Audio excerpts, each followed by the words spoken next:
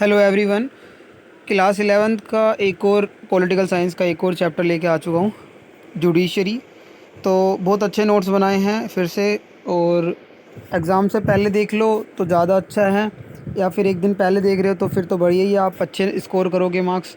ठीक है, स्टार्ट करते हैं। Why do we need a independent judiciary?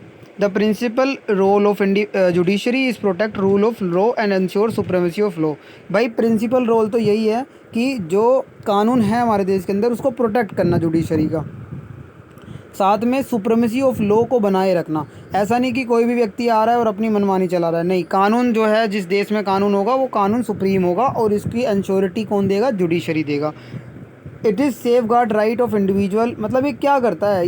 ये राइट एक व्यक्ति के, हर एक व्यक्ति के जो है राइट्स को सेव करके रखता है। सेटल कोई भी तरह का जो डिस्प्यूट है, ठीक है, तो उसको सेटल करता है। Democracy does not give way to individual और ग्रुप ऑफ डिक्टेटरशिप। मतलब डेमोक्रेसी मतलब क्या होता है कि भाई ये नहीं कि तुम किसी एक व्यक्ति को या फिर ग्रुप ऑफ व्यक्तियों को तुम जो है मनमानी चलान दो देश में। लोकतंत्र का मतलब ही यही होता है कि जिसमें जुडिशरी हो, है ना, और जो आपका लेजिस्लेचर है, एग्जीक्यूटिव है, हर बंदा अपना इंडिविजुअल काम करे, लेकिन जुडिशरी भी जो है इंडिपेंडेंट रहे। ठीक है, इंडिपेंडेंट रहेगी तभी वो चेक एंड बैलेंस लगा सकेगी दूसरी बॉडीज़ पर भी, जिससे कि अपना जो लॉ है वो क्या रहे? प्रोटेक्ट रहे। In order to be able to do all this it is necessary that the judiciary is independent of any political pressure. भाई अगर जुडिशरी को स्वतंत्र रहना है तो पॉलिटिकल प्रेशर्स को बिल्कुल भी इंटरफेयर नहीं करना, या फिर बिल्कुल भी प्रेशर नहीं होना चाहिए जुडिशरी पे। ठीक है, ऐसा नहीं कि कोई भी नेता आ रहा है और बोल रहा है जज को कि भाई तू ये जजमेंट दे, नहीं, ऐसा नहीं हो सकता है। ये स्टेट की ड्यूटी है कि जजेस को या जुडिशरी को पूरा इंडिपेंडेंट रखे और बिना किसी पॉलिटिकल प्रेशर के वो अपना काम कर पाएँ।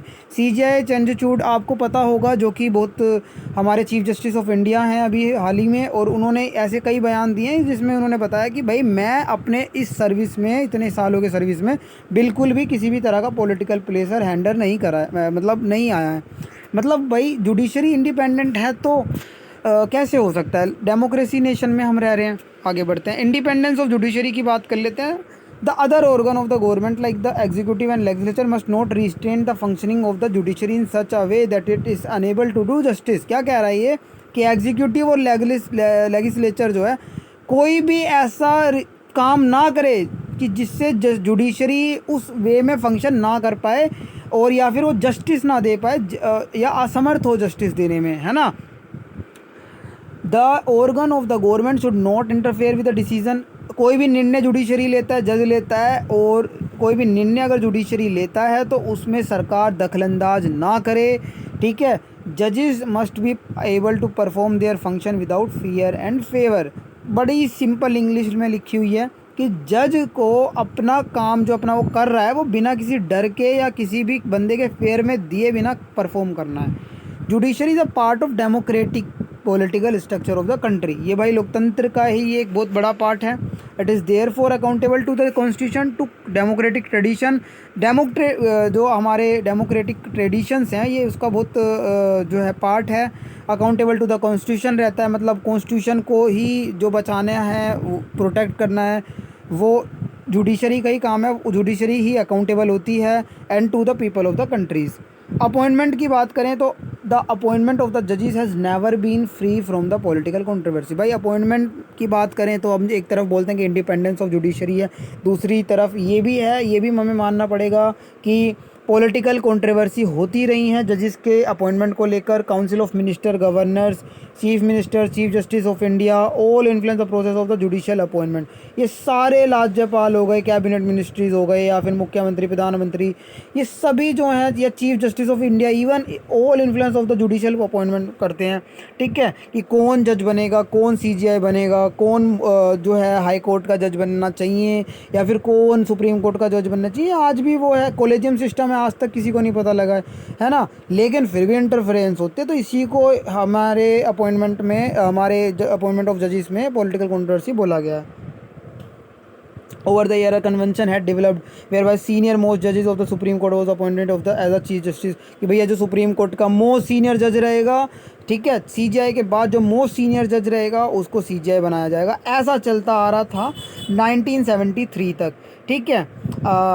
ए N Ray was appointed as a CJ, the convention however broken twice. ये कन्वेंशन जो मतलब ये रीति रिवाज चलता आ रहा था ना कि जो सीनियर जज रहेगा वही सुप्रीम कोर्ट का chief justice of India CJI रहेगा, ये टूटा 2 बार, एक 1973 में, एक 1975 में, जब हमारी इमरजेंसी वगैरह लगी थी।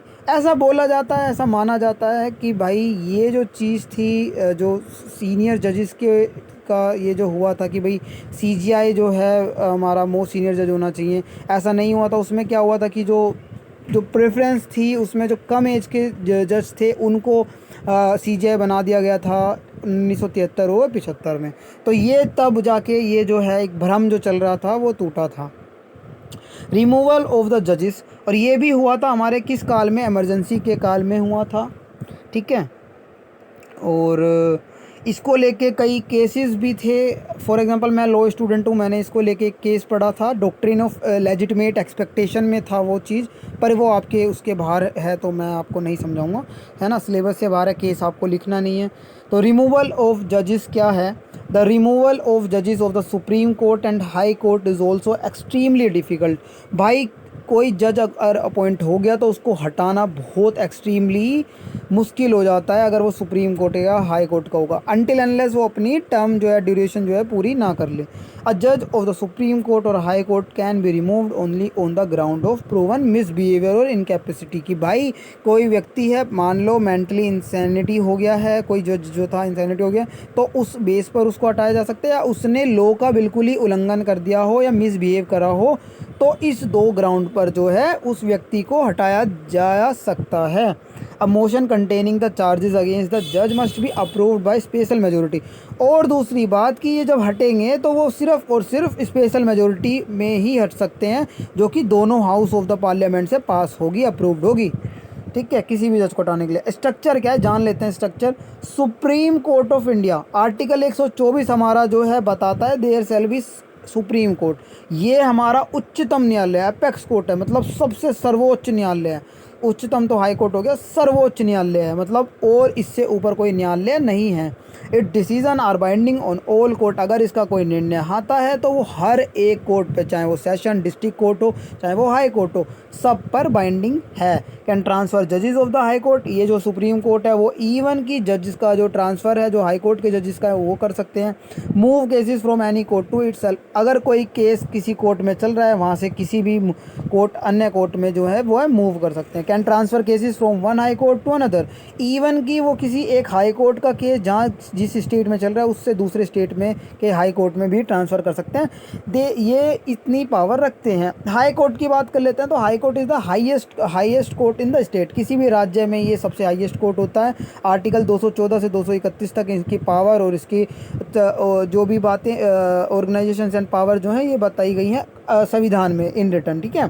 Can hear appeal from the lower court, और ये क्या है, लोअर अपने से नीचे लोअर कोर्ट का जो है अपील सुन सकता है। ऐसा नहीं कि भैया सुप्रीम कोर्ट ने डिसीजन दे दिया, तुम सोच रहे हो कि मैं जाऊं कहाँ पर, हाई कोर्ट में इसको चैलेंज करने के लिए, तो ऐसा नहीं हो सकता है। लेकिन अगर डिस्ट्रिक्ट कोर्ट में आपका कोई सेशन कोर्ट में सबऑर्डिनेट कोर्ट में कोई केस चला है, हाई कोर्ट में आप जा सकते हो, ठीक है। आगे बात करूँगा किसके तहत जा सकते हो। Can issue writ for the restoring fundamental right. अच्छा, रिट जो है आपको पता है कि हमारे पास 5-6 रिट हैं, आगे बात करूँगा। तो वो जो है हम अगर हमारा किसी भी व्यक्ति का फंडामेंटल राइट जो है वॉयलेट होता है तो वो बंदा डायरेक्ट मूव कर सकता है हाई कोर्ट में, ठीक है। Can deal with the cases with an jurisdiction of the state, अगर स्टेट के कोई जुडिडिक्शन में केस है ऑब्वियस है वो जुडिडिक्शन में आएगा तो वो उसी स्टेट के हाई कोर्ट में जा सकता है। ऐसा नहीं कि भाई उस स्टेट का नहीं है और दूसरे स्टेट के आप हाई कोर्ट में जा रहे हो, तो ऐसा नहीं हो सकता। Exercise superintendence and the control over the court below it, ठीक है।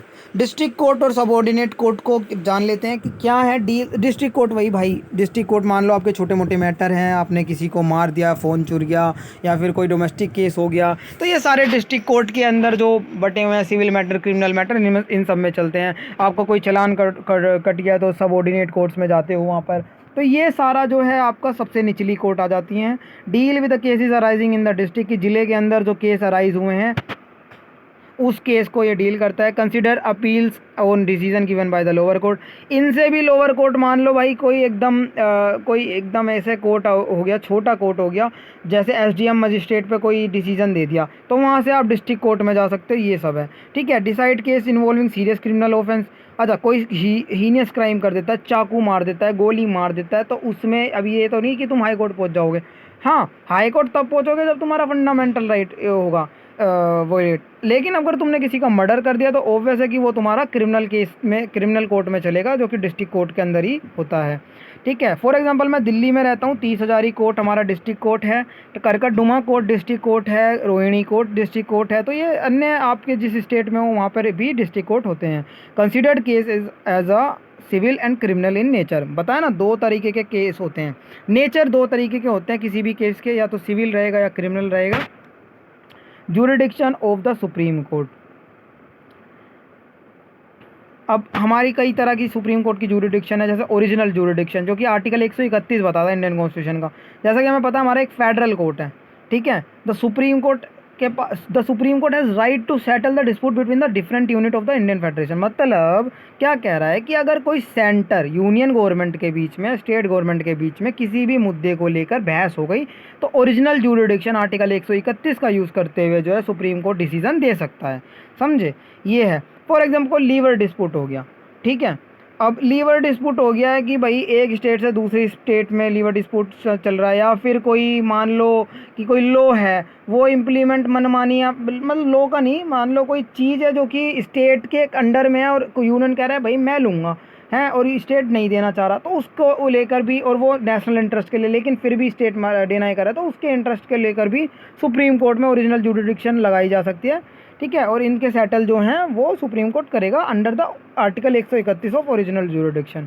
ठीक है।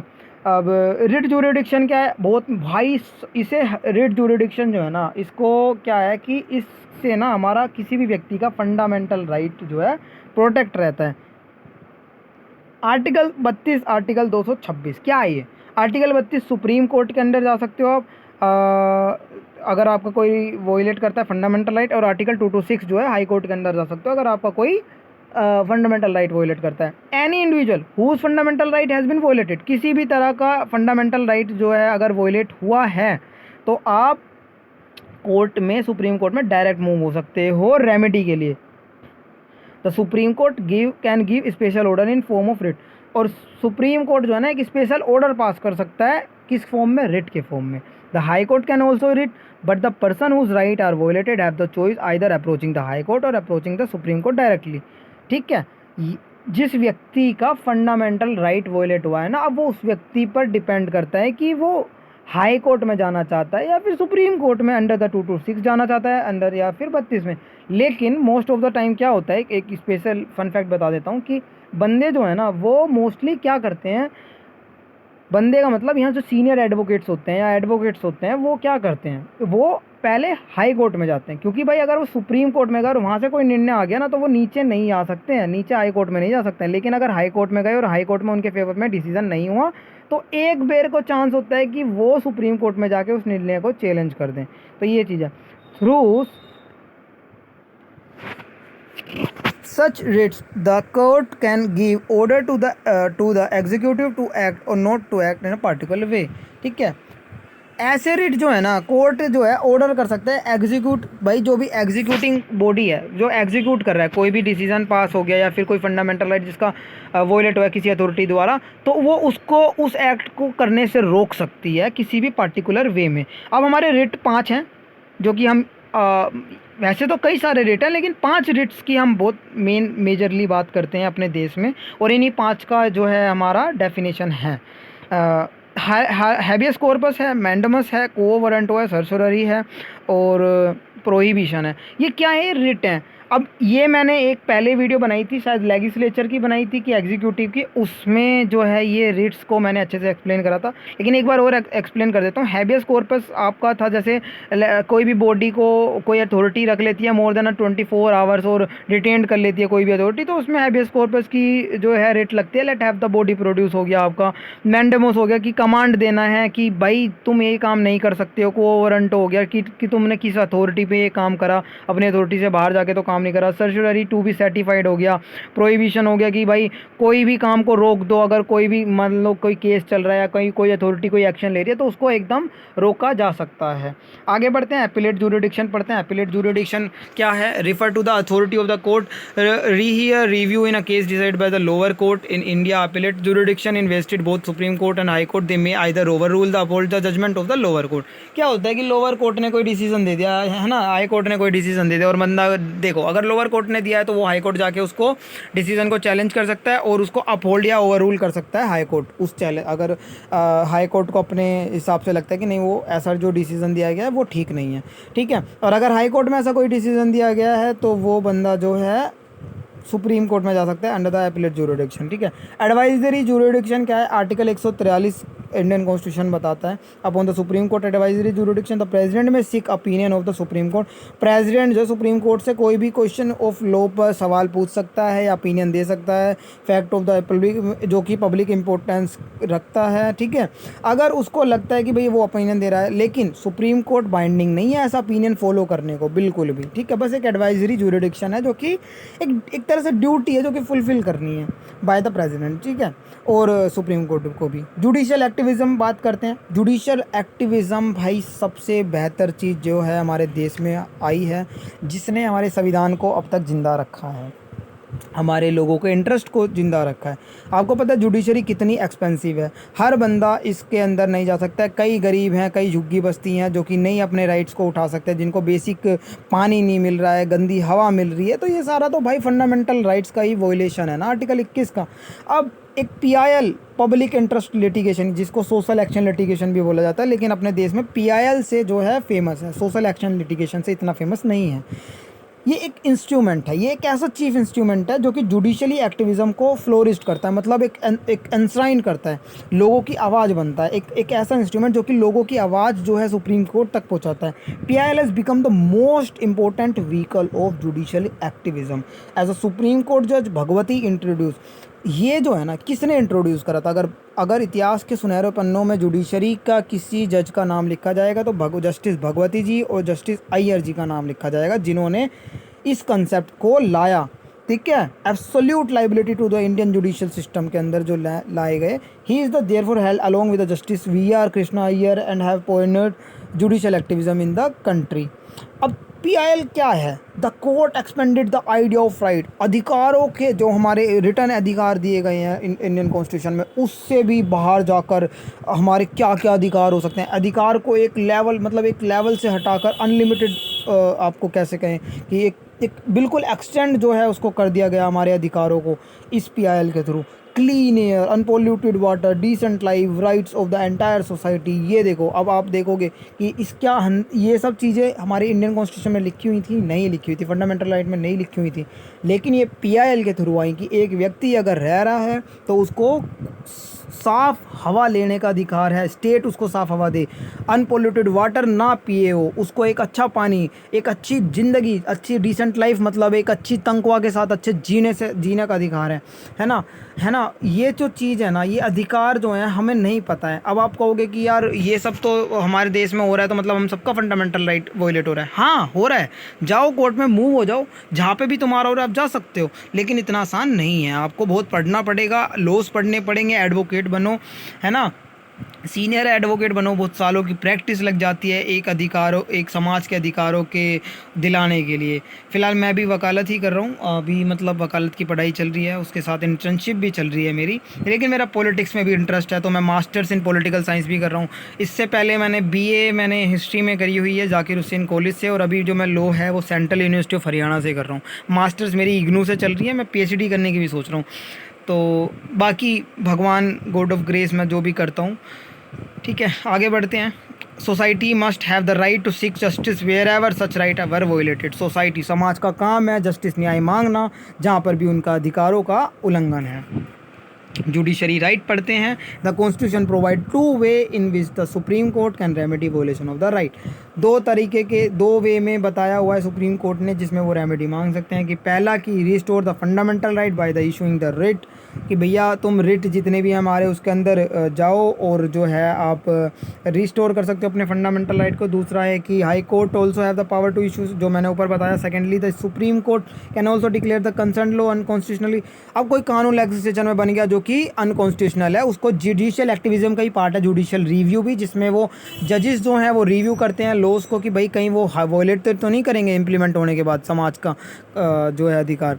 तो वो जुडिशियल रिव्यू है। जुडिशियल रिव्यू भी जुडिशियल एक्टिविज्म के अंदर ही आया था। तो अगर ऐसा होता है तो वो नॉन ऑपरेशनल बन जाता है। आर्टिकल 13 का जो है यूज़ करते हुए जो जजेस ये काम करते हैं। Judicial review by supreme court को थोड़ा अच्छे से जान लेते हैं। Perhaps the most important power of the supreme court is the power of judicial review. ये भी one of the most important power है judicial review. Judicial review means power of the supreme court और high court to examine the constitutionality of the law, कि भैया कोई कानून या legislature से बना है क्या वो संविधानिक है या नहीं है। If the court arrive at the conclusion that the law is inconsistent, कि अगर कोर्ट इस कंक्लूजन पर निकलता है, निष्कर्ष पर निकलता है कि वो लॉ जो है इनकंसिस्टेंट है प्रोविजंस ऑफ द कॉन्स्टिट्यूशन की, जो प्रोविजंस दिए हुए हैं कॉन्स्टिट्यूशन के साथ उनके साथ इनकंसिस्टेंट है, तो उसको law is declared as a unconstitutional and इनएप्लीकेबल।